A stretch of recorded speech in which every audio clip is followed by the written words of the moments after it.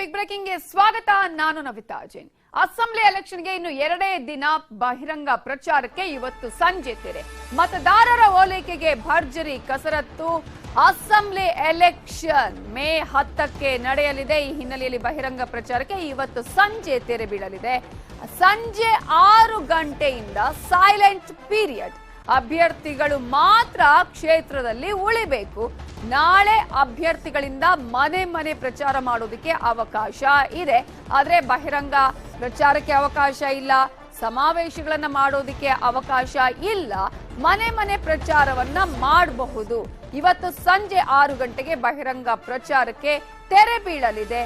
ಈ ಹಿನ್ನೆಲೆಯಲ್ಲಿ ಎಲ್ಲಾ ಪಕ್ಷಗಳ ಅಭ್ಯರ್ಥಿಗಳು ಇವತ್ತು ದೊಡ್ಡ ಮಟ್ಟದ ಕಸರತ್ತನ್ನ ಮಾಡಲಿದ್ದಾರೆ.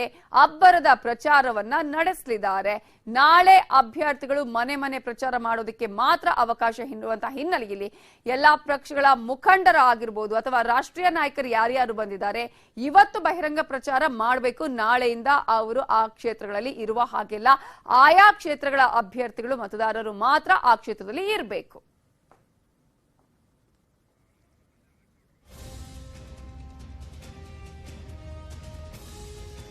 ಹಾಗಾದ್ರೆ ಇವತ್ತು ಬಹಿರಂಗ ಪ್ರಚಾರಕ್ಕೆ ತೆರೆ ಬೀಳಲಿರುವ ಹಿನ್ನೆಲೆಯಲ್ಲಿ ಎಲ್ಲಾ ಪಕ್ಷಗಳು ಯಾವ ರೀತಿಯ ಪ್ರಚಾರವನ್ನ ನಡೆಸಲಿವೆ, ಏನೆಲ್ಲ ತಯಾರಿ ಮಾಡಿಕೊಂಡಿವೆ, ಕೊನೆ ಕ್ಷಣದ ಸ್ಟ್ರಾಟಜಿ ಏನು ಅನ್ನೋದ್ರ ಬಗ್ಗೆ ಡೀಟೇಲ್ಸ್ ಕೊಡೋದಕ್ಕೆ ನಮ್ಮ ರಿಪೋರ್ಟರ್ಸ್ ಈಗ ನೇರ ಸಂಪರ್ಕದಲ್ಲಿ ಜಾಯಿನ್ ಆಗಿದ್ದಾರೆ. ಬೆಂಗಳೂರಿನಿಂದ ಕೃಷ್ಣ, ಹಾಗೇನೆ ಶಿವಮೊಗ್ಗದಿಂದ ವಿನಯ್, ಅದೇ ರೀತಿಯಾಗಿ ಶಿವಪ್ರಸಾದ್, ಹೆಬ್ಬಾಕ ತಿಮ್ಮೇಗೌಡ ರಾಮನಗರದಿಂದ ನೇರ ಸಂಪರ್ಕದಲ್ಲಿ ಜಾಯಿನ್ ಆಗಿದ್ದಾರೆ. ಕೃಷ್ಣ, ಕೊನೆ ಹಂತದ ಕಸರತ್ತು ಇವತ್ತು ಸಂಜೆ 6 ಗಂಟೆಗೆ ಬಹಿರಂಗ ಪ್ರಚಾರಕ್ಕೆ ತೆರೆ ಬೀಳಲಿದೆ. ಈ ಹಿನ್ನೆಲೆಯಲ್ಲಿ ಬಿಜೆಪಿ ಏನೆಲ್ಲ ತಂತ್ರಗಾರಿಕೆಯನ್ನ ಮಾಡ್ತಾ ಇದೆ, ಅಮಿತ್ ಶಾ ಅವರು ಬೆಂಗಳೂರಲ್ಲಿ ಇರುವ ಹಿನ್ನೆಲೆಯಲ್ಲಿ ಕೊನೆ ಹಂತದ ಸ್ಟ್ರಾಟಜಿ ಏನಾಗಿರುತ್ತೆ? ನವಿತಾ, ಚುನಾವಣೆಯನ್ನ ಗೆಲ್ಲುವಂತ ನಿಟ್ಟಿನಲ್ಲಿ ಕೊನೆ ಹಂತದ ಸರ್ಕಸ್ ಬಹಳ ಪ್ರಮುಖವಾಗುತ್ತೆ. ಹಾಗಾಗಿನೇ ರಾಜ್ಯದ ನಾಯಕರು ಕೊನೆ ಹಂತದ ಸರ್ಕಸ್ ಅನ್ನು ಮಾಡುವಂತ ನಿಟ್ಟಿನಲ್ಲಿ, ಕಸರತ್ತನ್ನು ಮಾಡುವಂತ ನಿಟ್ಟಿನಲ್ಲಿ ತಂತ್ರಗಾರಿಕೆಯನ್ನು ಮಾಡ್ತಿರುವಂತದ್ದು. ಮುಖ್ಯವಾಗಿ ಬಿಜೆಪಿಯ ರಾಷ್ಟ್ರೀಯ ನಾಯಕರು ಕೊನೆ ಕ್ಷಣದಲ್ಲಿ ಒಂದಷ್ಟು ಆಂತರಿಕ ಸಭೆಯನ್ನ ಮಾಡೋದ್ರ ಮುಖಾಂತರವಾಗಿ ರಾಜ್ಯದ ನಾಯಕರಿಗೆ ಒಂದಷ್ಟು ಕಾರ್ಯತಂತ್ರವನ್ನ ರೂಪಿಸಿ ಅದನ್ನ ಅನುಷ್ಠಾನ ಮಾಡುವಂತ ನಿಟ್ಟಿನಲ್ಲಿ, ಅದನ್ನ ಮತದಾರರನ್ನ ಸೆಳೆಯುವಂತ ನಿಟ್ಟಿನಲ್ಲಿ, ಕಾರ್ಯರೂಪಕ್ಕೆ ತರುವಂತ ನಿಟ್ಟಿನಲ್ಲಿ ಸೂಚನೆ ಕೊಡುವಂತ ನಿಟ್ಟಿನಲ್ಲೂ ಕೂಡ ಮುಂದಾಗಿರುವಂತದ್ದು. ಇವತ್ತು ಬೆಳಗ್ಗೆ 9-10 ಗಂಟೆ ಸುಮಾರಿಗೆ ಬಿಜೆಪಿ ರಾಷ್ಟ್ರೀಯ ಅಧ್ಯಕ್ಷ ಜೆ ಪಿ ನಡ್ಡಾ ಆಗಿರಬಹುದು, ಕೇಂದ್ರ ಗೃಹ ಸಚಿವರಾಗಿರ್ತಕ್ಕಂಥ ಅಮಿತ್ ಶಾ ಅವರು ಇಬ್ರು ಕೂಡ ರಾಜ್ಯದ ನಾಯಕರ ಜೊತೆಗೆ ಆಂತರಿಕವಾಗಿ ಚುನಾವಣಾ ಉಸ್ತುವಾರಿಗಳ ಜೊತೆ ಚರ್ಚೆಯನ್ನ ಮಾಡಿ ಕೊನೆ ಕ್ಷಣದ ಒಂದಷ್ಟು ತಂತ್ರಗಾರಿಕೆಯನ್ನು ಸೂಚನೆಯನ್ನು ಕೊಟ್ಟಿದ್ದಾರೆ. ಅಂತಿಮವಾಗಿ ಅವರು ಮಧ್ಯಾಹ್ನದ ಹೊತ್ತಿಗೆ ದೆಹಲಿಗೆ ವಾಪಸ್ ಆಗಲಾಗಿದ್ದಾರೆ. ಈಗಾಗಲೇ ಬಹುತೇಕವಾಗಿ ರಾಷ್ಟ್ರೀಯ ನಾಯಕರು ಏನು ಪ್ರಚಾರವನ್ನ ರಾಜ್ಯದಲ್ಲಿ ಕೈಗೊಂಡಿದ್ರು, ಬಹುತೇಕವಾಗಿ ಎಲ್ಲರೂ ಕೂಡ ರಾಜ್ಯದ ರಾಷ್ಟ್ರೀಯ ನಾಯಕರು, ಬಿಜೆಪಿ ನಾಯಕರು ಎಲ್ಲರೂ ಕೂಡ ದೆಹಲಿಗೆ ಹಿಂತಿರುಗಿದ್ದಾರೆ. ಕೆಲವೊಂದು ಮಂದಿ ಮಾತ್ರ ಈಗಾಗಲೇ ಮಧ್ಯಾಹ್ನ ತನಕ ಪ್ರಚಾರವನ್ನು ಮಾಡೋದ್ರ ಮುಖಾಂತರವಾಗಿ ಅವರು ಕೂಡ ಮಧ್ಯಾಹ್ನದ ನಂತರ ಹೋಗ್ತಾ ಇರುವಂತದ್ದು. ಮತ್ತೆ ಈಗಾಗಲೇ ಮಾಜಿ ಮುಖ್ಯಮಂತ್ರಿ ಬಿ ಎಸ್ ಯಡಿಯೂರಪ್ಪನವರು ಕೂಡ ಸುದ್ದಿಗೋಷ್ಠಿಯನ್ನು ಕೂಡ ಕರೆದಿದ್ದಾರೆ. ಸುದ್ದಿಗೋಷ್ಠಿಯಲ್ಲಿ ಬಹಳ ವಿಚಾರಗಳ ಬಗ್ಗೆ ಪ್ರಸ್ತಾಪವನ್ನ ಮಾಡುವಂತ ಸಾಧ್ಯತೆ ಕೂಡ ಇರುವಂತದ್ದು. ಮತ್ತೆ ಕೊನೆ ಕ್ಷಣದಲ್ಲಿ ಮತದಾರರಿಗೆ ಒಂದಷ್ಟು ಮನವಿಯನ್ನು ಮಾಡಿಕೊಳ್ಳುವಂತ ನಿಟ್ಟಿನಲ್ಲೂ ಕೂಡ ಒಂದಷ್ಟು ವಿಚಾರಗಳ ಬಗ್ಗೆ ಪ್ರಸ್ತಾಪ ಮಾಡೋದಕ್ಕೂ ಕೂಡ ಮಾಜಿ ಮುಖ್ಯಮಂತ್ರಿ ಬಿ ಎಸ್ ಯಡಿಯೂರಪ್ಪನವರು ಮುಂದಾಗಿರುವಂತದ್ದು. ಕರ್ನಾಟಕದಲ್ಲಿ ಬಿಜೆಪಿ ಭೀಷ್ಮ ಅಂತಂದ್ರೆ ಯಡಿಯೂರಪ್ಪ. ಹೀಗಾಗಿ ಕೊನೆಯ ಕ್ಷಣದಲ್ಲಿ ಯಡಿಯೂರಪ್ಪನವರ ಮುಖಾಂತರವಾಗಿ ಒಂದಷ್ಟು ವಿಚಾರಗಳನ್ನ ಪ್ರಸ್ತಾಪವನ್ನ ಮಾಡಿದ್ರೆ ಮತದಾರರು ಒಲವನ್ನು ತರಬಹುದು ಅನ್ನೋ ಕಾರಣಕ್ಕೋಸ್ಕರವಾಗಿ ಯಡಿಯೂರಪ್ಪನವರಿಂದ ಸುದ್ದಿಗೋಷ್ಠಿಯನ್ನು ಕೂಡ ರಾಷ್ಟ್ರೀಯ ನಾಯಕರು ಮಾಡಿಸಿರುವಂತದ್ದು. ಈ ಮುಖಾಂತರವಾಗಿ ಅಂದ್ರೆ ಇವತ್ತು ಸಂಜೆ 6 ಗಂಟೆಗೆ ಬಹಿರಂಗ ಪ್ರಚಾರ ಕೊನೆ ಆಗುತ್ತೆ. ಅಂತಿಮವಾಗಿ ಮನೆ ಪ್ರಚಾರವನ್ನು ಕೂಡ ರಾಜ್ಯದ ನಾಯಕರಾಗಿರಬಹುದು, ಸ್ಥಳೀಯ ಮಟ್ಟದ ಅಭ್ಯರ್ಥಿಗಳು ಕೈಗೊಳ್ತಾ ಇರುವಂತದ್ದು. ಸ್ಥಳೀಯ ಮಟ್ಟದಲ್ಲಿ ಯಾವುದೇ ರೀತಿಯಂತ ಸಮಸ್ಯೆ ಆಗಬಾರದು, ಮತದಾರರನ್ನ ಸೆಳೆಯಬೇಕು. ಅಂತಿಮವಾಗಿ ಕಾಂಗ್ರೆಸ್ ಮತ್ತೆ ಜೆಡಿಎಸ್ ನಾಯಕರು ಏನೇ ತಂತ್ರಗಾರಿಕೆಯನ್ನು ಮಾಡಿದ್ರು ಅಂತಿಮವಾಗಿ ತಮ್ಮ ಪಕ್ಷದ ಅಭ್ಯರ್ಥಿಗಳು ಗೆಲುವನ್ನು ಸಾಧಿಸಬೇಕು. ಆ ಒಂದು ನಿಟ್ಟಿನಲ್ಲಿ ಯಾವೆಲ್ಲ ಕಾರ್ಯತಂತ್ರವನ್ನು ರೂಪಿಸಬೇಕು ಅಭ್ಯರ್ಥಿಗಳು ಕೊನೆ ಕ್ಷಣದಲ್ಲಿ ಅಂದ್ರೆ ನಾಳೆ ಸಂಜೆ ಒಳಗಡೆ ಮಾಡುವಂತ ಒಂದು ವಿಚಾರವಾಗಿ ಕೂಡ ಅಭ್ಯರ್ಥಿಗಳಿಗೆ ರಾಜ್ಯ ಮಟ್ಟದ ನಾಯಕರು ಸೂಚನೆ ಕೊಡ್ತಿರುವಂತದ್ದು. ಹೀಗೆ ಕೊನೆಯ ಕ್ಷಣದ ಕಸರತ್ತು ಬಹಳ ಇಂಪಾರ್ಟೆಂಟ್ ಆಗುತ್ತೆ. ಕೊನೆಯ ಕ್ಷಣದಲ್ಲಿ ಏನೆಲ್ಲ ಕಾರ್ಯತಂತ್ರವನ್ನ ಮಾಡಿದ್ರೆ ಅಂತಿಮವಾಗಿ ಪಕ್ಷದ ಅಭ್ಯರ್ಥಿ ಗೆಲ್ಲಬೇಕು ಅನ್ನೋದ್ರ ಬಗ್ಗೆ ಚರ್ಚೆ ಆಗುವಂತದ್ದು. ಆ ಮುಖಾಂತರವಾಗಿ ಪಕ್ಷದ ಅಭ್ಯರ್ಥಿಗಳನ್ನ ಗೆಲ್ಲಿಸುವಂತ ನಿಟ್ಟಿನಲ್ಲಿ ಕೊನೆ ಹಂತದ ಕಸರತ್ತನ್ನ ಬಿಜೆಪಿ ನಾಯಕರು ಮತ್ತು ರಾಷ್ಟ್ರೀಯ ನಾಯಕರು ಮಾಡ್ತಿರುವಂತದ್ದು. ನವಿತಾ, ಹಾಗೆ ಸಂಪರ್ಕದಲ್ಲಿ ಕೃಷ್ಣ, ಇನ್ನು ಶಿಕಾರಪುರದಲ್ಲಿ ಬಿಎಸ್ವೈ ಭರ್ಜರಿ ಕ್ಯಾಂಪೇನ್ ಮಾಡ್ತಾನೆ, ತನ್ನ ಮಗನ ಪರವಾಗಿ ಅವರು ಪ್ರಚಾರವನ್ನ ನಡೆಸಲಿದ್ದಾರೆ. ಇದರ ಬಗ್ಗೆ ಡೀಟೇಲ್ಸ್ ಕೊಡೋದಕ್ಕೆ ವಿನಯ್ ನೇರ ಸಂಪರ್ಕದಲ್ಲಿದ್ದಾರೆ. ವಿನಯ್, ಒಂದ್ ಕಡೆ ತನ್ನ ಮಗನ ಪರವಾಗಿ ಬಿಎಸ್ವೈ ಪ್ರಚಾರ, ಮತ್ತೊಂದ್ ಕಡೆ ನಟ ಕಿಚ್ಚ ಸುದೀಪ್ ಅವರ ಪ್ರಚಾರ, ಏನೆಲ್ಲ ತಂತ್ರಗಾರಿಕೆಯನ್ನ ಮಾಡಲಾಗ್ತಾ ಇದೆ? ನವಿತಾ ಶಿವಮೊಗ್ಗದಲ್ಲಿ ಹೈ ವೋಲ್ಟೇಜ್ ಕ್ಷೇತ್ರ ಅಂತಾನೆ ಹೇಳಲಾಗ್ತಿರುವಂತಹ ಶಿಕಾರಿಪುರದಲ್ಲಿ ಈಗ ಏನು ಚುನಾವಣೆ ಈಗ ರಂಗೇರ್ತಾ ಇದೆ ಅಂತ ಹೇಳ್ಬೋದು. ಇದು ಇವತ್ತು ಕೊನೆಯ ದಿನ ಆಗಿದೆ, ಅಂದ್ರೆ ಬಹಿರಂಗ ಪ್ರಚಾರಕ್ಕೆ ಕೊನೆಯ ದಿನ ಆಗಿರೋದ್ರಿಂದ ಒಂದು ರೀತಿಯಲ್ಲಿ ಹೊಸ ರಣತಂತ್ರವನ್ನ ಹೂಡೋದಕ್ಕೆ ಈಗ BS ಯಡಿಯೂರಪ್ಪನವರು ತಯಾರಾಗಿದ್ದಾರೆ ಅಂತ ಹೇಳ್ಬೋದು. ಯಾಕೆಂದ್ರೆ ತಮ್ಮ ಮಗನ ಗೆಲುವಿಂದಾಗಿ ತಮ್ಮ ಸ್ಥಾನವನ್ನ ಅಂದ್ರೆ ಒಂದಿಷ್ಟು ನಾಯಕತ್ವವನ್ನ ಉಳಿಸಿಕೊಳ್ಳೋದಕ್ಕೂ ಕೂಡ ಇಲ್ಲಿ ಕಸರತ್ತು ನಡೀತಾ ಇದೆ. ಹಾಗಾಗಿ ಕಿಚ್ಚ ಸುದೀಪ್ ಅವರನ್ನ ಇವತ್ತು ಏನು ಶಿಕಾರಿಪುರಕ್ಕೆ ಕರೆತರ್ತಾ ಇದ್ದಾರೆ. ಈ ಕರೆತರುವ ಮೂಲಕ ಹಲವಾರು ರೀತಿಯ ಸ್ಟ್ರಾಟಜಿ ಕೂಡ ಇದರ ಒಳಗಾಗಿದೆ ಅಂತ ಹೇಳ್ಬೋದು. ಕಿಚ್ಚ ಸುದೀಪ್ ಅವರು ಬೆಳಗ್ಗೆ ಶಿಕಾರಿಪುರ ಪಟ್ಟಣದಲ್ಲಿ ಇವತ್ತು ಪ್ರಚಾರ ಅಂದ್ರೆ ರೋಡ್ ಶೋ ಅನ್ನ ನಡೆಸ್ತಾರೆ. ರೋಡ್ ಶೋ ಮೂಲಕ ಒಂದಿಷ್ಟು ಮತಬೇಟೆಯನ್ನ ಮಾಡ್ತಾರೆ. ಅದಾದ ನಂತರ ಏನು ಶಿಕಾರಿಪುರದ ಏನು ಶಿರಾಳಕೊಪ್ಪ ಪಟ್ಟಣ ಇದೆ, ಅಲ್ಲಿ ಕೂಡ ಒಂದಿಷ್ಟು ರೋಡ್ ಶೋನ ಮಾಡಿ ಅಲ್ಲಿ ಮತದಾರನ ಸೆಳೆಯೋದಕ್ಕೆ ರಣತಂತ್ರ ಈಗ ತಯಾರಾಗಿದೆ ಅಂತ ಹೇಳ್ಬೋದು. ಯಾಕಂದ್ರೆ ಇವತ್ತು ಕೊನೆಯ ದಿನ ಆಗಿರೋದ್ರಿಂದ ಏನು ಮತದಾರನ ಸೆಳೆಯುವ ಮೂಲಕ ಒಂದಿಷ್ಟು ಓಟ್ಗಳನ್ನ ಅಂದ್ರಲ್ಲೂ ಕೂಡ ಶಿಕಾರಿಪುರದ ಉತ್ತರಾಧಿಕಾರಿ ಅಂತಾನೆ ಹೇಳಲಾಗ್ತಿರುವಂತಹ ವಿಜೇಂದ್ರ ಅವರ ಒಂದು ರೀತಿಯ ಪ್ರತಿಷ್ಠಾ ಪ್ರಶ್ನೆ ಆಗಿದೆ ಅಂತಾನೆ ಹೇಳ್ಬೋದು. ಹಿಂದೆ ಗೆದ್ದಂತಹ ಅಂತರ ಏನಿದೆ ಅಂದ್ರೆ ಯಡಿಯೂರಪ್ಪ ಅವರು 3 ದಶಕಗಳಿಂದ ಗೆದ್ದು ಬರ್ತಾ ಇದ್ದಂತ ಅಂತರ ಏನಿದೆ, ಅದಕ್ಕಿಂತನೂ ಹೆಚ್ಚಿನ ಅಂತರದಲ್ಲಿ ತಮ್ಮ ಮಗನನ್ನ ಗೆಲ್ಲಿಸಿ ಒಂದು ನಾಯಕತ್ವನ ಉಳಿಸಿಕೊಳ್ಳೋದಕ್ಕೆ ಜೊತೆಗೆ ರಾಜ್ಯಕ್ಕೆ ಒಂದು ಸಂದೇಶವನ್ನ ಕೊಡೋದಕ್ಕೆ ಈಗ ತಯಾರಿ ನಡೆಸ್ಕೊಳ್ತಾ ಇದ್ದಾರೆ. ಹಾಗೆ ಅದರ ಜೊತೆಗೆ ಯಡಿಯೂರಪ್ಪನವರು ಕೂಡ ಫೀಲ್ಡ್ ಇಳಿದಿದ್ದು ಇಷ್ಟು ದಿನ ಏನು ರಾಜ್ಯದ ಹಲವೆಡೆ ಈಗ ಅವರು ಸುತ್ತಾಡ್ತಾ ಇದ್ರು. ಈಗ ತಮ್ಮ ಮಗನಿಗೋಸ್ಕರ 2 ದಿನಗಳನ್ನ ಮೀಸಲಿಟ್ಟು ಇಲ್ಲಿಯೇ ಕೂಡ ಒಂದಿಷ್ಟು ಪ್ರಚಾರ ಕಾರ್ಯಗಳನ್ನ ಕೈಗೊಳ್ತಾ ಇದ್ದಾರೆ. ಹಾಗೂ ಕೂಡ ಶಿವಮೊಗ್ಗದಲ್ಲಿ ಏನು ಮೋದಿ ಅವರು ಬಂದು ಹೋಗಿದ್ದಾರೆ. ಜೊತೆಗೆ ಒಂದಿಷ್ಟು ನಾಯಕರನ್ನ ಈಗ ಅಲ್ಲಿ ಸಭೆಗಳನ್ನ ಕರೆದು ಸಭೆ ಮಾಡಿ ಸಾಲು ಸಭೆಗಳನ್ನ ಮಾಡ್ತಾ ಇದ್ದಾರೆ. ಜೊತೆಗೆ ಇಲ್ಲಿ ಕಾಂಗ್ರೆಸ್ ಅಭ್ಯರ್ಥಿಯಕ್ಕಿಂತನೂ ಬಂಡಾಯ ಕಾಂಗ್ರೆಸ್ ಅಭ್ಯರ್ಥಿ ಏನಿದ್ರೆ ಅವರು ಪೈಪೋಟಿಯನ್ನ ನೀಡುವ ಸಾಧ್ಯತೆ ಇರೋದ್ರಿಂದ ಅದಕ್ಕೆ ಯಾವ ರೀತಿ ತಯಾರಿಯನ್ನು ನಡೆಸ್ಕೊಬೇಕು, ಹಾಗೆ ಏನು ಸಾದರ ಲಿಂಗಾಯತರ ಮತಗಳನ್ನ ಹೇಗೆ ಸೆಳಿಬೇಕು ಅನ್ನೋದಕ್ಕೆ ಈಗ ಕಾರ್ಯತಂತ್ರ ರೆಡಿ ಆಗ್ತಾ ಇದೆ. Navita, okay, thank you Vinay ಡೀಟೇಲ್ಸ್ಗೆ. ಏನೋ ಡಬಲ್ ಎಂಜಿನ್ ಸರ್ಕಾರ ತುಂಬಾ ಒಳ್ಳೆದು, ಜನಪರ ಯೋಜನೆ ಬೇಕಿದ್ರೆ ಡಬಲ್ ಎಂಜಿನ್ ಸರ್ಕಾರ ಬೇಕು. ಬಳ್ಳಾರಿ ಪ್ರಚಾರ ರ್ಯಾಲಿಯಲ್ಲಿ JP ನಡ್ಡಾ ಹೇಳಿಕೆಯನ್ನ ಕೊಟ್ಟಿದ್ದಾರೆ. ಬಿಜೆಪಿ ರಾಷ್ಟ್ರೀಯ ಅಧ್ಯಕ್ಷರಾಗಿರುವ JP ನಡ್ಡಾ ಅವರು ತನ್ನ ಪ್ರಚಾರ ಭಾಷಣದ ಸಂದರ್ಭದಲ್ಲಿ ವಿಚಾರಗಳನ್ನ ಹೇಳಿದ್ದು, ಪ್ರಧಾನಿ ನರೇಂದ್ರ ಮೋದಿ ಅವರು ಎಲ್ಲರ ಚಿಂತೆ ಮಾಡಬೇಕಿದ್ರೆ ಡಬಲ್ ಎಂಜಿನ್ ಬೇಕು. ಸಿದ್ದು ಸರ್ಕಾರ ಬಂದ್ರೆ ಎಲ್ಲಾ ಕೆಲಸಗಳಿಗೆ ಬ್ರೇಕ್ ಬೀಳಲಿದೆ. ಕಾಂಗ್ರೆಸ್ ವಿರುದ್ಧ ಬಿಜೆಪಿ ರಾಷ್ಟ್ರೀಯ ಅಧ್ಯಕ್ಷ JP ನಡ್ಡಾ ವಾಗ್ದಾಳಿಯನ್ನ ಮಾಡಿದ್ದಾರೆ. ಡಬಲ್ ಎಂಜಿನ್ ಸರ್ಕಾರ ಬೇಕು ಅನ್ನೋದಾದ್ರೆ ಯಾವ ಕಾರಣಕ್ಕೆ ಅನ್ನೋದನ್ನು ಅವರು ಪ್ರಚಾರದ ಸಂದರ್ಭದಲ್ಲಿ ಹೇಳಿದ್ದಾರೆ. डबल इंजन की सरकार बहुत जरूरी है। अगर आप चाहते हैं कि मोदी जी गांव, गरीब, वंचित, पीड़ित, शोषित, दलित, किसान, युवा सबकी चिंता करें, तो हमको कर्नाटक में डबल इंजन की सरकार, और अगर डबल इंजन की सरकार आती है तो प्रधानमंत्री आवास योजना आगे बढ़ता है, प्रधानमंत्री गरीब कल्याण अन्न योजना आगे बढ़ता है, प्रधानमंत्री उज्ज्वला योजना में हमको योजना मिलती है, हमारे को श्री धान्य और बच्चों के लिए आधा लीटर दूध प्रतिदिन मिलने वाला है। JP ನಡ್ಡಾ ಅವರು ಈ ಭಾಷಣವನ್ನ ಮಾಡಿದ್ರಲ್ಲ, JP ನಡ್ಡಾ ಅವರ ಹೇಳಿಕೆಗೆ ಸಿದ್ದರಾಮಯ್ಯ ಅವರು ಟ್ವಿಟರ್ ಅಲ್ಲಿ ಕಿಡಿಕಾರಿದ್ದಾರೆ. ಮತದಾರರಿಗೆ ಬಿಜೆಪಿ ರಾಷ್ಟ್ರೀಯ ಅಧ್ಯಕ್ಷರು ಬೆದರಿಕೆಯನ್ನ ಒಡ್ಡಿದ್ದಾರೆ. ಬಿಜೆಪಿಯ ಎಲ್ಲಾ ಅಭ್ಯರ್ಥಿಗಳನ್ನ ಅನರ್ಹಗೊಳಿಸಬೇಕು ಅಂತ ಹೇಳಿದ್ದಾರೆ. ಸಿದ್ದರಾಮಯ್ಯ ಅವರು ಟ್ವಿಟರ್ ಅಲ್ಲಿ ಸರಣಿ ಟ್ವೀಟ್ ಮಾಡುವುದರ ಮೂಲಕ ಅವರು ಆಕ್ರೋಶವನ್ನ ವ್ಯಕ್ತಪಡಿಸಿದ್ದಾರೆ. ಚುನಾವಣಾ ಆಯೋಗ ನಡ್ಡಾ ಹೇಳಿಕೆಯನ್ನ ಗಂಭೀರವಾಗಿ ಪರಿಗಣಿಸಬೇಕು. ಬಿಜೆಪಿಗೆ ಪ್ರಜಾಪ್ರಭುತ್ವ ಮತ್ತು ಸಂವಿಧಾನದ ಬಗ್ಗೆ ಕಿಂಚಿತ್ತೂ ಗೌರವ ಇಲ್ಲ ಅಂತ ಹೇಳಿ ಸರಣಿ ಟ್ವೀಟ್ ಮಾಡಿ ವಾಗ್ದಾಳಿಯನ್ನ ಮಾಡಿದ್ದಾರೆ ಮಾಜಿ ಸಿಎಂ ವಿಪಕ್ಷ ನಾಯಕರಾಗಿರುವ ಸಿದ್ದರಾಮಯ್ಯ ಅವರು.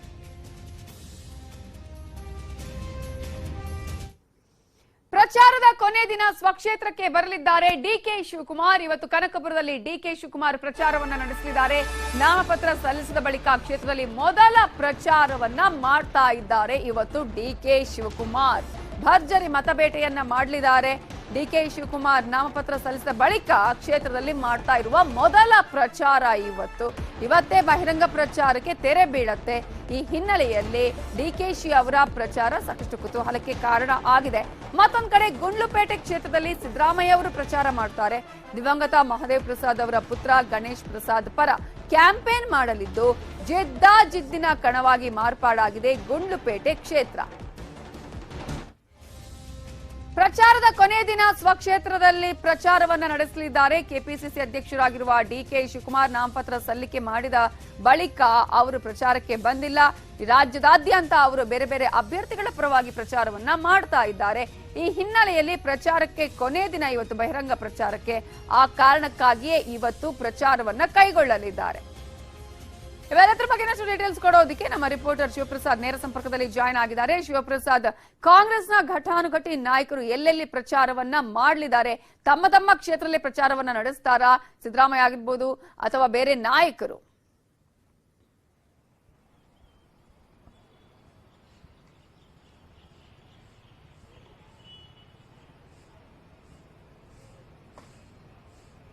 ಶಿವಪ್ರಸಾದ್, ನನ್ನ ವಾಯ್ಸ್ ಕೇಳಿಸ್ತಾ ಇದೆಯಾ? ಆದ್ರೆ ಕಾಂಗ್ರೆಸ್ನಲ್ಲಿ ಘಟಾನುಘಟಿ ನಾಯಕರು ಎಲ್ಲೆಲ್ಲಿ ಪ್ರಚಾರವನ್ನ ಮಾಡಲಿದ್ದಾರೆ ಇವತ್ತು? ಈಗ ಡಿಕೆಶಿ ಅವರ ಕ್ಷೇತ್ರದಲ್ಲೇ ಪ್ರಚಾರವನ್ನ ಮಾಡ್ತಾರೆ. ಅದನ್ನ ಹೊರತುಪಡಿಸಿದ್ರೆ ಅವರವರ ಕ್ಷೇತ್ರದಲ್ಲೇ ಅಭ್ಯರ್ಥಿಗಳು ಘಟಾನುಘಟಿ ನಾಯಕರು ಪ್ರಚಾರವನ್ನ ಮಾಡ್ತಾರೆ ಇವತ್ತು ಬಹಿರಂಗ ಪ್ರಚಾರಕ್ಕೆ ತೆರೆ ಬೀಳಲಿರುವ ಹಿನ್ನೆಲೆಯಲ್ಲಿ.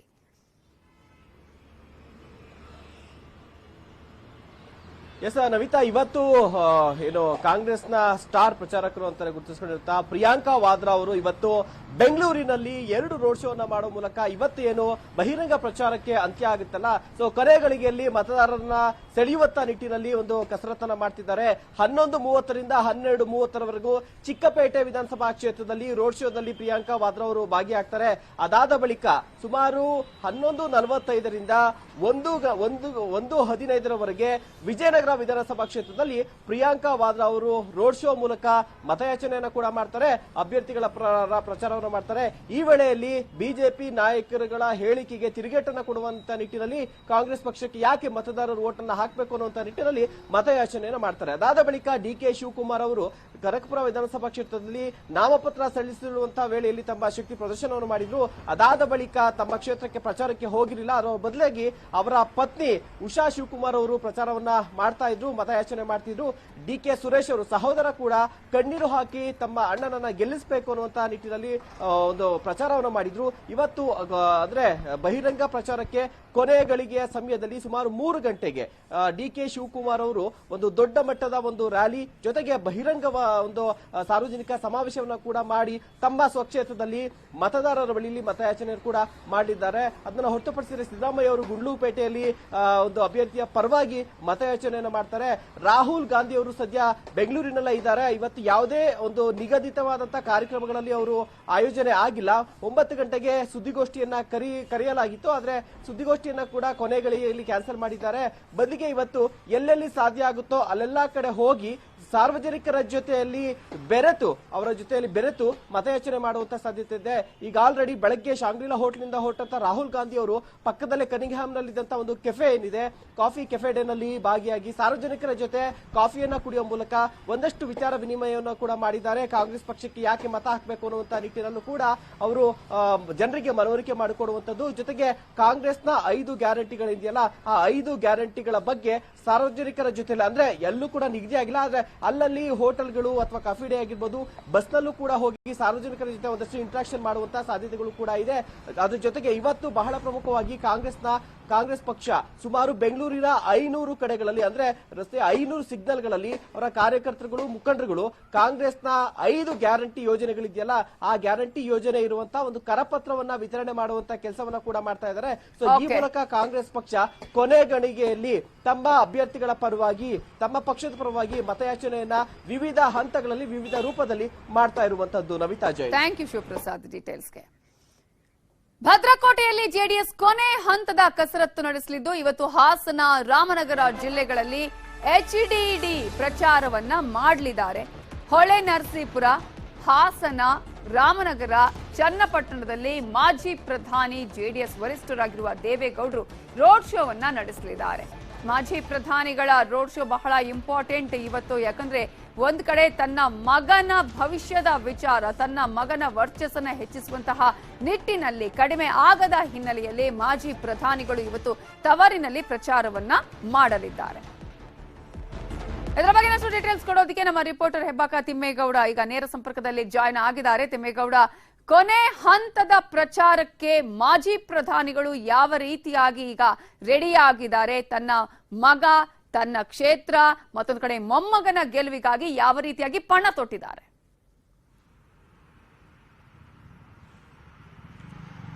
ನವಿತಾ ಜೈನ್, ಬಹಳ ಮುಖ್ಯವಾಗಿ ಈ ಬಾರಿಯ ಚುನಾವಣೆ ಜೆಡಿಎಸ್ ಮಟ್ಟಿಗೆ ಒಂದು ಪ್ರತಿಷ್ಠೆ, ಅಳಿವು ಉಳಿವಿನ ಪ್ರಶ್ನೆ ಮತ್ತೆ ಅಸ್ತಿತ್ವದ ಪ್ರಶ್ನೆ. ಹೀಗಾಗಿಯೇ ಈ ಒಂದು ಚುನಾವಣೆಯನ್ನ ಪ್ರತಿಷ್ಠೆಯಾಗಿ ತೆಗೆದುಕೊಂಡಿರ್ತಕ್ಕಂಥ ಜೆಡಿಎಸ್ ನಾಯಕ ಹಾಗೂ ಮಾಜಿ ಪ್ರಧಾನಿ ಎಚ್ ಡಿ ದೇವೇಗೌಡರು ಶತಾಯಗತಾಯ ತನ್ನ ಭದ್ರಕೋಟೆಯನ್ನ ಹೇಗಾದ್ರೂ ಮಾಡಿ ಮತ್ತಷ್ಟು ಭದ್ರಪಡಿಸಿಕೊಳ್ಬೇಕು, ಭದ್ರ ನೆಲೆಯನ್ನ ಕಾಂಗ್ರೆಸ್ ಮತ್ತೆ ಬಿಜೆಪಿ ನಾಯಕರು ಟಚ್ ಮಾಡಬಾರದು ಅನ್ನುವಂತ ನಿಟ್ಟಿನಲ್ಲಿಯೇ ತಮ್ಮ ಇಳಿ ವಯಸ್ಸಿನಲ್ಲೂ ಕೂಡ ಅಖಾಡಕ್ಕೆ ಧುಮುಕಿದ್ದಾರೆ.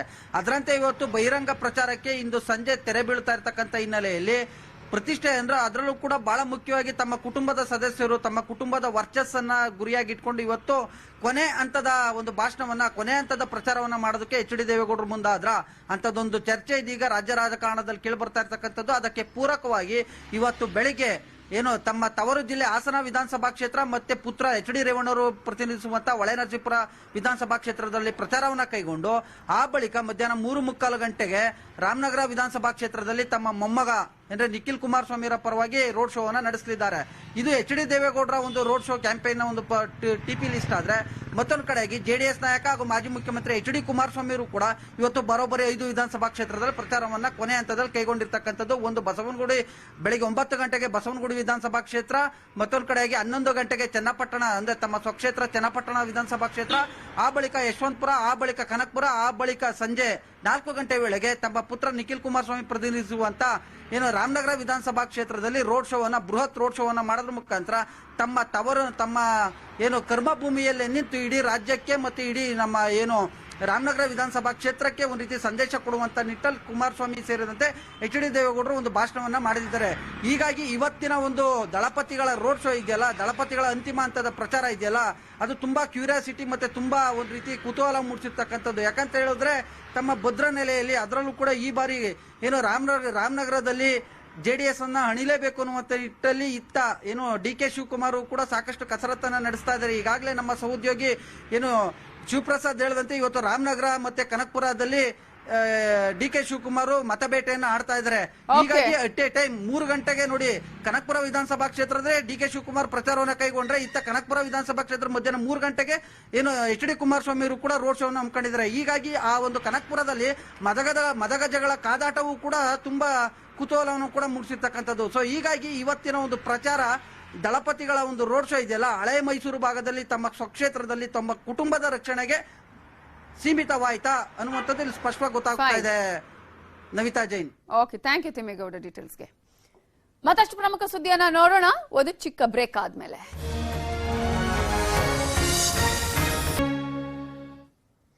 Welcome back. ಚುನಾವಣೆ ಮುಂಚೆಯೇ ಗೆಲ್ಲುವ ಭರವಸೆಯಲ್ಲಿದ್ದಾರೆ ರಾಹುಲ್ ಗಾಂಧಿ. ಕಾಂಗ್ರೆಸ್ ಅಧಿಕಾರಕ್ಕೆ ಬರ್ತಾ ಇದ್ದಂತೆ 5 ಗ್ಯಾರಂಟಿಗಳನ್ನ ಈಗಾಗಲೇ ಪ್ರಣಾಳಿಕೆಯಲ್ಲೂ ಹೇಳಲಾಗಿದೆಯಲ್ಲ, ಆ 5 ಗ್ಯಾರಂಟಿ ಪಕ್ಕಾ ಅನ್ನುವ ಘೋಷಣೆಯನ್ನ ಮಾಡಿದ್ದಾರೆ. ಕಾಂಗ್ರೆಸ್ ನಾಯಕ ರಾಹುಲ್ ಗಾಂಧಿ ಟ್ವೀಟ್ ಮಾಡಿ ಮಾಹಿತಿಯನ್ನ ಹಂಚಿಕೊಂಡಿದ್ದಾರೆ. ಈಗಾಗಲೇ ರಾಹುಲ್ ಗಾಂಧಿ ಅವರು ಹೇಳುವ ಪ್ರಕಾರ ನಮ್ಮ ಸರ್ಕಾರವೇ ಅಧಿಕಾರಕ್ಕೆ ಬರುತ್ತೆ, ನಮ್ಮ ಪಕ್ಷವೇ ಸರ್ಕಾರವನ್ನ ರಚನೆ ಮಾಡುತ್ತೆ, ಮೊದಲ ಕ್ಯಾಬಿನೆಟ್ ಸಭೆಯಲ್ಲಿ ಘೋಷಣೆಯನ್ನ ಮಾಡ್ತೀವಿ. ಆ 5 ಗ್ಯಾರಂಟಿಗಳನ್ನ ನಾವು ಏನು ಘೋಷಣೆ ಮಾಡಿದೀವಿ, ಆ 5 ಗ್ಯಾರಂಟಿಗಳನ್ನ ಮೊದಲ ದಿನವೇ ನಾವು ಸಭೆಯಲ್ಲಿ ಚರ್ಚೆ ಮಾಡ್ತೀವಿ. ಕಾಂಗ್ರೆಸ್ ಅಧಿಕಾರಕ್ಕೆ ಬರ್ತಾ ಇದ್ದಂತೆ 5 ಗ್ಯಾರಂಟಿ ಘೋಷಣೆ ಆಗತ್ತೆ ಅಂತ ಹೇಳಿ ಕಾಂಗ್ರೆಸ್ ನಾಯಕ ರಾಹುಲ್ ಗಾಂಧಿ ಟ್ವೀಟ್ ಮಾಡಿ ಮಾಹಿತಿಯನ್ನ ಹಂಚಿಕೊಂಡಿದ್ದಾರೆ.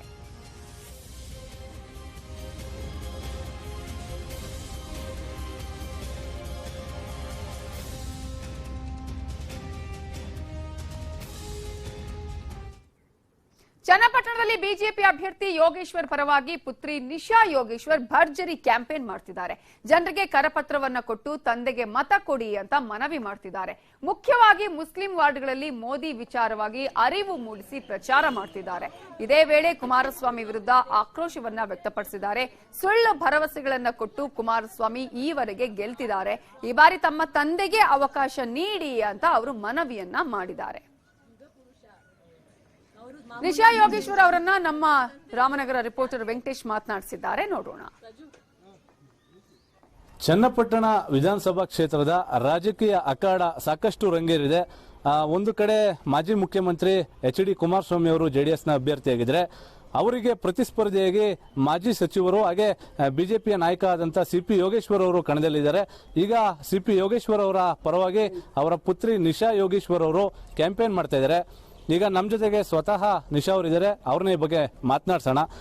ನಿಶಾ ಅವರು ಇವತ್ತು ಚನ್ನಪಟ್ಟಣಕ್ಕೆ ಬಂದಿದ್ದೀರಿ, ಕ್ಯಾಂಪೇನ್ ಮಾಡ್ತಾ ಇದ್ದೀರಿ. ವಾತಾವರಣ ಹೇಗಿದೆ? ನಿಮ್ಮ ತಂದೆಯವರಿಗೆ ಯಾಕೆ ಮತ ಹಾಕ್ಬೇಕು ಅಂತ ಕೇಳ್ತಾ ಇದ್ದೀರಿ ಜನಗಳಲ್ಲಿ? ನಮ್ಗೊಂದು ಸಾಲ ಮನ್ನಾ ಆದ್ರೆ ನಮ್ಗೊಂದು ರಿಲೀಫ್ ಬರುತ್ತೆ ಅಂತ ಜನ ಯೋಚನೆ ಮಾಡ್ತಾ ಇದ್ರು. ಆ ಸಾಲ ಮನ್ನಾ ಯಾವತ್ ಆಗ್ಲಿಲ್ವೋ, ಆ ಒಡವೆಗಳನ್ನ ಯಾವತ್ತೂ ಬಿಡಿಸ್ಕೊಳ್ಳಿಲ್ವೋ, ಜನಕ್ಕೆ ಅದು ಒಂದು ಜ್ಞಾನೋದಯ ಆಯ್ತು, ಅವ್ರಿಗೆ ಅರ್ಥ ಆಯ್ತು ನಾವು ತಪ್ಪು ಮಾಡಿದ್ವಿ. ಬರೀ ಸ್ವಂತ ಸ್ವಾರ್ಥಕ್ಕೋಸ್ಕರ ಇವರು ರಾಜಕಾರಣಿ ಆಗಿದ್ದಾರೆ. ಅಂದ್ರೆ ಈ ಬಾರಿ ಬಹಳ ಟಫ್ ಇದೆ, ಎಲ್ಲಾ ಕಡೆ ಎಲ್ಲಾ ಕ್ಷೇತ್ರದಲ್ಲೂ ಕೂಡ ಎಲೆಕ್ಷನ್ ಬಹಳ ಟಫ್ ಇದೆ. ಅದೇ ರೀತಿ ಚನ್ನಪಟ್ಟಣ ಕೂಡ ಇಬ್ರು ಕೂಡ ಅಂದ್ರೆ ಯೋಗೇಶ್ವರ್ ಆಗಿರ್ಬೋದು, ಕುಮಾರಸ್ವಾಮಿ ಅವರಾಗಿರ್ಬೋದು, ಬಹಳ ಪ್ರತಿಸ್ಪರ್ಧಿಗಳು ಬಹಳ ಅಖಾಡದಲ್ಲಿ ಗಟ್ಟಿಯಾಗಿ ನಿಂತಿದ್ದಾರೆ. ಜನಗಳ ಮನಸ್ಥಿತಿ ಹೇಗಿದೆ? ನೀವು ಎಲ್ಲ ಪ್ರಚಾರ ಮಾಡಿದಿರಿ, ಹೇಗಿದೆ ಮನಸ್ಥಿತಿ ಜನಗಳಿಗೆ? ಸರ್, ಈ ಸತಿ ಜನ ಬರೀ ಒಂದು ಬಿರಿಯಾನಿ ತಿನ್ಕೊಂಡು ಒಂದ್ 2,000 ರೂಪಾಯಿ ತಗೊಂಡು ವೋಟ್ ಮಾಡಲ್ಲ ಸರ್. ಯಾಕಂದ್ರೆ ಅವ್ರಿಗೂ ಗೊತ್ತು ನಾವು ಸಂಪಾದನೆ ಮಾಡಿದ್ರೆ ನಮ್ ಬಲ ಅಂತ. ಆ ಸಂಪಾದನೆ ಬರಬೇಕು ಅಂದ್ರೆ ಅವ್ರು ಕಷ್ಟಪಟ್ಟು ಕೆಲಸ ಮಾಡಬೇಕು. ಕೆಲಸ ಮಾಡಕ್ಕೆ ಕೆಲಸಗಳೇ ಇಲ್ಲ ಸರ್. ಇವತ್ತು ಚನ್ನಪಟ್ಟಣ ಆಗ್ಲಿ, ಮೈಸೂರಿಂದ ಬ್ಯಾಂಗ್ಳೂರ್ ತಗೊಂಡ್ರೆ ನೀವೆಲ್ಲ ಕೆಲಸ ಬರೀ ಒಂದು ಟೊಯಾಟಾ, ಒಂದ್ 2-3 ಗಾರ್ಮೆಂಟ್ಸ್ ಬಿಟ್ರೆ ಕಂಪನಿಗಳೇ ಇಲ್ಲ ಸರ್. ನಮ್ಮ ಮೋದಿಜಿ ಅವ್ರು ಹೇಳಿದ್ದಾರೆ ಕರ್ನಾಟಕ 1 ಟ್ರಿಲಿಯನ್ ರೆವೆನ್ಯೂ ಬರ್ಸ್ತೀವಿ, 1 ಟ್ರಿಲಿಯನ್ ನಂತರ ನಾವು ಡೆವಲಪ್ ಮಾಡ್ತೀವಿ ಅಂತ. ಆ ಡೆವಲಪ್ಮೆಂಟ್ಗೆ ಬಿಜೆಪಿ ಸರ್ಕಾರ ಬರಬೇಕು ಅಂತ ಅವ್ರಿಗೆಲ್ಲ ನಾವು ತಿಳಿಸ್ತಾ ಇದೀವಿ. ಅದಕ್ಕೆ ಅವ್ರಿಗೆ ಗೊತ್ತು, ಅದ್ ಬಂದ್ರೆ ಇಲ್ಲೆಲ್ಲ ತುಂಬಾ ಉದ್ಯೋಗಗಳು ಸೃಷ್ಟಿ ಆಗುತ್ತೆ. ಸೃಷ್ಟಿ ಆದ್ರೆ ಅವರಾಗ ಅವರೇ ಸಂಬಳ ತಗೊಂಡು ಅವರಾಗ ಅವರೇ ಫ್ಯಾಮಿಲಿ ನಡೆಸಬಹುದು ಸರ್. ಯೋಗೇಶ್ವರ್ ಅವರು ಈ ಬಾರಿ ಚುನಾವಣೆಯಲ್ಲಿ ಗೆಲ್ತಾರ? ನಿಮಗೆ ವಿಶ್ವಾಸ ಇದೆಯಾ? ನೀವೆಲ್ಲ ಸುತ್ತಾಡಿದಿರಿ, ಹೇಗಿದೆ ನಿಮ್ಮ ಮನಸ್ಥಿತಿ ಹೇಗಿದೆ? ನನ್ಗೆ ಪೂರ್ಣ ವಿಶ್ವಾಸ ಇದೆ ಸರ್. ಮೋದಿಜಿ ಅವ್ರು ಬಂದಿದ್ರಲ್ಲ ಸರ್, ಅವಾಗ್ಲೂ ನೀವು ಕ್ರೌಡ್ ನೋಡಿದ್ರು ಇಲ್ವಾ ಗೊತ್ತಿಲ್ಲ, ತುಂಬಾ ಕ್ರೌಡ್ ಇತ್ತು. ಇವತ್ತು ಮೋದಿಜಿ ಅವ್ರ ಬಲ ನಮ್ಮ ತಂದೆಯವ್ರ ಜೊತೆ ಇದೆ ಸರ್. ನಮ್ಮ ತಂದೆಯವ್ರ ಬಲ ಮೋದಿಜಿ ಅವ್ರ ಜೊತೆ ಇದೆ ಸರ್. ಅದಕ್ಕೆ ಇವೆರಡೂ ಬಲದಲ್ಲಿ ನಾವು ಗೆಲ್ತೀವಿ ಅಂತ ನನ್ಗೊಂದು ವಿಶ್ವಾಸ ಇದೆ ಸರ್. ಇದಿಷ್ಟು ನಿಶಾ ಯೋಗೇಶ್ವರ್ ಅವರ ಮಾತು. ಎಟಿ ವೆಂಕಟೇಶ್ ಪ್ರಭು, ನ್ಯೂಸ್ 18 ಕನ್ನಡ, ರಾಮನಗರ. ಬೆಂಗಳೂರಿನ ಮಹಾಲಕ್ಷ್ಮಿ ಲೇಔಟ್ ಕ್ಷೇತ್ರದಲ್ಲಿ ಬಿಜೆಪಿ ಅಭ್ಯರ್ಥಿ ಕೆ ಗೋಪಾಲಯ್ಯ ಪ್ರಚಾರ ನಡೆಸಿದ್ರು. ವೃಷಭಾವತಿ ನಗರದ ಶ್ರೀ ಶ್ರೀ ಬಾಲಗಂಗಾಧರನಾಥ ಸ್ವಾಮೀಜಿ ಪಾರ್ಕ್ಗೆ ಇವತ್ತು ಬೆಳಗ್ಗೆ ಸಚಿವ ಗೋಪಾಲಯ್ಯ ಅವರು ಭೇಟಿ ಕೊಟ್ಟು ಮತಯಾಚನೆ ಮಾಡಿದ್ರು. ಈ ಸಂದರ್ಭದಲ್ಲಿ ರೇಣುಕಾರಾಧ್ಯ, ನಿಸರ್ಗ ಜಗದೀಶ್ ಹಾಗೂ ಸ್ಥಳೀಯ ಮುಖಂಡರು ಉಪಸ್ಥಿತರಿದ್ದರು.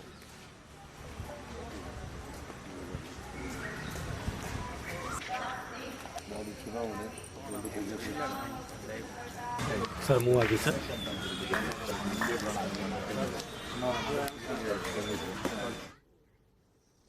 ಇವತ್ತು ಎಸ್ಎಸ್ಎಲ್ಸಿ ಫಲಿತಾಂಶ ಪ್ರಕಟವಾಗಲಿದೆ. ಕರ್ನಾಟಕ ಶಾಲಾ ಪರೀಕ್ಷೆ ಮತ್ತು ಮೌಲ್ಯಮಾಪನ ಮಂಡಳಿ ಫಲಿತಾಂಶ ಪ್ರಕಟಿಸಲು ಎಲ್ಲಾ ಸಿದ್ಧತೆಯನ್ನ ಮಾಡಿಕೊಂಡಿದೆ. ಈ ಬಾರಿ ಸುಮಾರು 8 ಲಕ್ಷ ವಿದ್ಯಾರ್ಥಿಗಳು ಪರೀಕ್ಷೆ ಬರೆದಿದ್ದು ಬೆಳಗ್ಗೆ 11 ಗಂಟೆಗೆ ಇಲಾಖೆಯ ಅಧಿಕೃತ ವೆಬ್ಸೈಟ್ನಲ್ಲಿ ಫಲಿತಾಂಶವನ್ನ ವೀಕ್ಷಿಸಬಹುದು. ಈ ಬಾರಿಯ ವಿದ್ಯಾರ್ಥಿಗಳಿಗೆ 10% ಗ್ರೇಸ್ ಮಾರ್ಕ್ಸ್ ಸಿಗಲಿದೆ. ಕೊರೋನಾ ಬ್ಯಾಚ್ ಅಂತ ಪರಿಗಣಿಸಿ 3 ವಿಷಯಗಳಿಗೆ ಮಾತ್ರ ಗ್ರೇಸ್ ಮಾರ್ಕ್ಸ್ ನೀಡಲು ನಿರ್ಧರಿಸಲಾಗಿದೆ.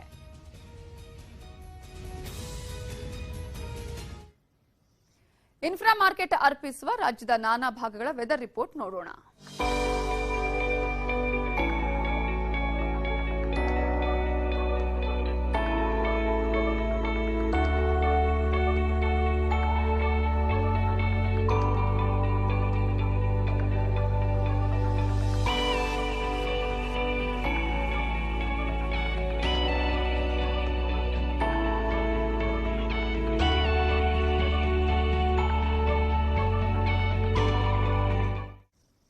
ಇವಿಷ್ಟು ಹೊತ್ತಿನ ಪ್ರಮುಖ ಸುದ್ದಿ. ನೋಡ್ತಾ ಇರಿ ನ್ಯೂಸ್ 18, ಜಾಲ ನಮ್ಮದು, ಬಲ ನಿಮ್ಮದು.